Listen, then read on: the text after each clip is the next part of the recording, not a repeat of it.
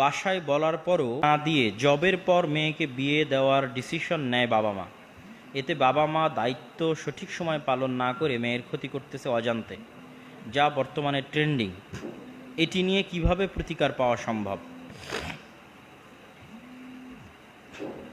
Secularism এবং সেকুলারিজমের উপর প্রতিষ্ঠিত পাঠ্যপুস্তক এবং সেকুলারিজমের উপর প্রতিষ্ঠিত শিক্ষা কারিকুলাম আমাদের অন্তরে এমন কিছু পয়জন ঢুকিয়ে রাখে যা যুগ যুগ চেষ্টা করলেও বের হবে না।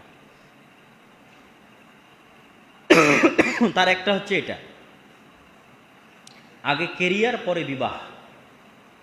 এটি হচ্ছে বস্তুবাদী দুনিয়ার সেকুলারিজমের উপর ভিত্তি করে তৈরি হওয়া শিক্ষা ব্যবস্থার ট্রেন্ডিং। এটি আমাদের সিলেবাসে আমাদের শেখানো হয়েছে, আমাদের বাবা মায়েরা শিখেছে, আমরা শিখছি। এটা থেকে বের হওয়া খুবই কঠিন।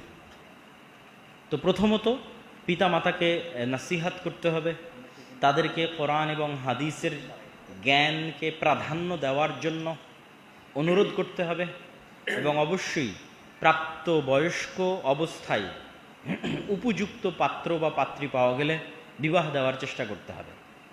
আল্লাহ সুবহানাহু ওয়া তাআলা কোরআন মাজিদে বলেছে, তোমরা তোমাদের ইয়েতিমদের বিবাহ দাও, আল্লাহ তোমাদেরকে ধনী করে দিবে। তো ইয়েতিমের সাথে আপনি অসহায়, অর্থনৈতিকভাবে অসহায় লাগিয়ে দেন, আল্লাহ তোমাদেরকে ধনী করে দিবে, অর্থের ব্যবস্থা করে দিবে। আর যেহেতু রিজিকের দায়িত্ব আল্লাহ নিজে নিয়ে রেখেছে, ওয়ামা মিন দাব্বাতিন ফিল আরদি ইল্লা আলাল্লাহি রিজকুহা, পৃথিবীতে একটা পিঁপড়া চললেও তার রিজিকের দায়িত্ব আমি আল্লাহ। কুল্লুকুম জায় ইল্লা মান আতআমতু, তোমরা সবাই ক্ষুধার্ত তবে আমি যাকে খেতে দিয়েছি। কুল্লুকুম আরিন ইল্লা মান কাসাউতু, তোমরা সবাই উলঙ্গ তবে আমি আল্লাহ যাকে কাপড় পরার তৌফিক দিয়েছি।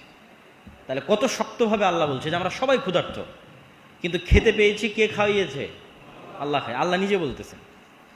তো এই জন্য সকলের রিজিকের দায়িত্ব আল্লাহ নিয়েছে। ওয়া মাইয়াত্তাকিল্লাহ ইয়াজআল লাহু মাখরাজা, যে ব্যক্তি আল্লাহকে ভয় করবে আল্লাহ তার জীবন চলার পথ কোনো না কোনোভাবে ব্যবস্থা করে দিবেন।